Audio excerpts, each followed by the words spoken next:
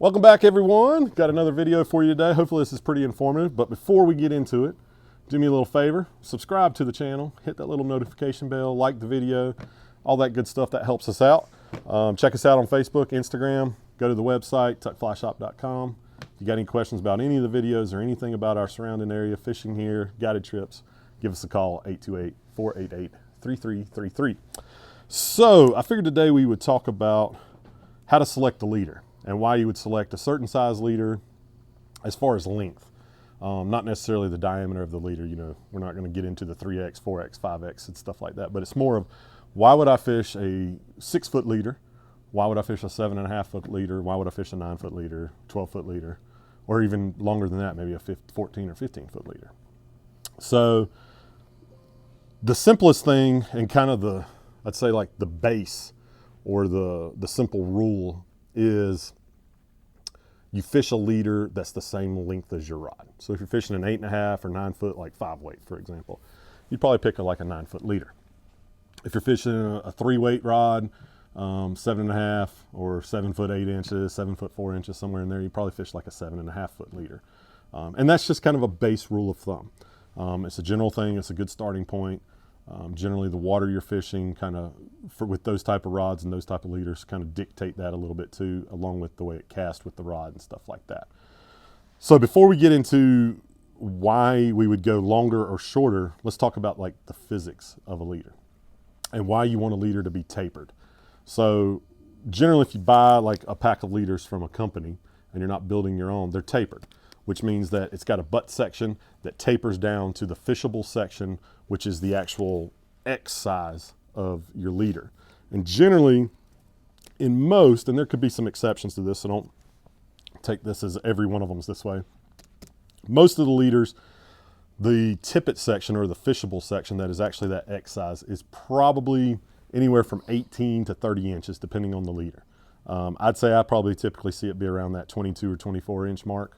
But it just kind of depends on the leader you got and the size of the leader and things like that, how they can taper it and get the physics to work. So when you cast, there's energy in the line, in your fly line. It goes through your fly line and obviously goes into the leader because it's the end of the line. So it's like anything, if you take a piece of rope, and let's say you take a 5-foot piece of rope and you grab it and it's laying on this table that I'm at, and you stand here beside the table and whip the rope, you can get the other end of the rope to lift up off the table and land. But let's say we stretch this table out 50 feet and put a 50-foot piece of rope here, and you lifted that end of the rope and whipped it, the other end of the rope probably wouldn't even move. And that's the physics. The energy can't transfer through that length of rope. So hence the reason you may need to fish a shorter leader versus a longer leader. And that's the physics of it, is you want a leader that your rod, depending on the size of the rod, can actually put the energy through the fly line into the leader and turn your fly over consistently in the way you want, where it doesn't just like collapse on your fly line or into your leader and get tangled or snake out or just doesn't make it to where you're actually casting. You know, if you're casting 15 feet straight in front of me and you throw a cast and you've got the wrong leader on it and it collapses, it's not going to make it 15 feet. It's only going to make it, 10.5 feet, and then you're not fishing the zone you want. You get a bad drift, you may spook fish. So it's super important to get the right leader size for what you're fishing. And what do I mean by what I'm fishing? So think of it as fly size. If I'm fishing a super heavy fly, it's gonna be harder to turn that over. If I'm fishing a really tiny, light dry fly, it's a lot easier to turn that over. So you have to kind of take that into account when you're throwing stuff, is I can get away with a longer leader on a lighter presentation fly. I.e. dry fly fishing is probably one of the rules of thumb where you can go up in length. You might go from 9-foot to a 12-foot leader, especially if you're fishing spookier fish. So that's something to kind of consider.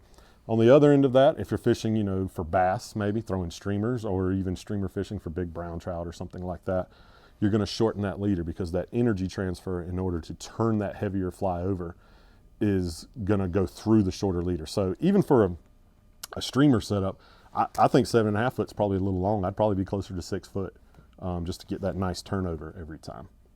Now there's always things that can change that. The type of line you're fishing, fly line, if you've got a very heavy loaded front line, things like that, you may be able to get away with a longer leader because that fly line is going to help transfer that energy and it's not just all coming from the rod.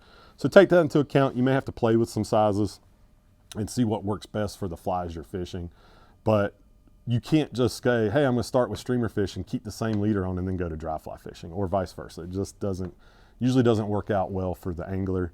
Not to say you can't that was a good one. Can't catch fish that way, but generally, if you want to put up numbers, you're going to need to change out your entire leader setup if you want to switch the type of flies you're fishing throughout the day. So kind of think of that when you're going into it. If you're building leaders, you need to practice, obviously, your knots, and a lot of people use, some use surgeon's knots, but blood knots are probably the preferred method if you're building a leader. But kind of take that into account. You may have to play with, how long do I want my butt section to be of, let's say you start with 15 pound, and then you're going to progress down to your tippet, and you might go from 15 to 10 to 8, and then to your tippet, or however you want to do it. But you need to make those consistent. So if you're building a leader and trying to determine that size, and you want to factor it in where, man, I don't like fishing 9-foot leaders. I want my leaders to be 8 foot, or I want my leaders to be 10 foot. And you're having to build your leaders because, I've just got Rio here, but there's some leader sizes that aren't made, or you can't find them maybe in your area at your local fly shop. So you want to build them. Make sure you have some type of ruler, maybe mounted to your table or clamped on it, or however you want to do it, where every time you're cutting that line, it's the same time or same length. And if you mess up the knot, you're probably going to have to discard that and cut another piece, because what you want is for every one of your 10-foot leaders, let's say, to be extremely consistent. So when you lay them on this table, if you had 5 of them and you started with however you attach it to your fly line, to your first blood knot, you want those to be pretty close to each other if they were laying side by side, so that you know that leader is going to turn over consistently. So if you need to put a new leader on that you built, the next one fishes just like the one you had. So kind of take that into account and determine the sizes. And again, if you go up in fly size or down in fly size, that's going to determine maybe the length that you could or couldn't fish, depending on the fly. The one thing we haven't touched on that's super important is, and this could change everything I just said, is if it's a windy day. So different flies are going to react different in the wind. So let's say normally you have a size 18 dry fly and you throw it on a 12-foot leader and it always works for you. Well, if you've got 20-mile-an-hour winds that day, like we did yesterday, we had some good winds. It's one of those things that it may not punch out there like you want it to, depending on which way of the stream you're facing and which way the wind's coming. You may have to shorten your leader for that day. And that's just a variable that you can't account for until you're actually on the stream. So kind of keep that in mind, is certain days you may have to downsize a little bit or upsize a little bit depending on the conditions. If the fish are being super spooky, some days you fish that 9-foot leader. If they're being really spooky and you see them when the fly's landing and they're moving, you may have to down or upsize the leader. You might have to go longer. You might have to go to a 12-foot leader.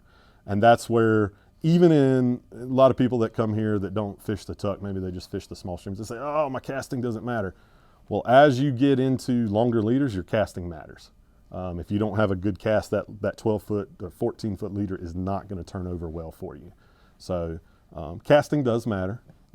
I think drift on the water is more important than casting, so that you present the fly correctly, but casting is important. You have to get the fly where it needs to be in the proper manner for it to get a good drift. So it's definitely the start of everything. So hopefully this helped you.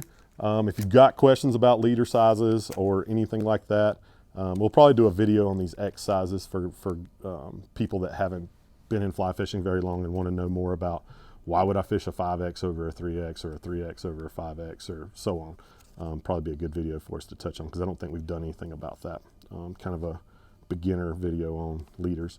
So anyways, hopefully this helps you. And if you got questions about leader length and what works best for you, what works best for us, all those good things, give us a shout. Appreciate you watching the video.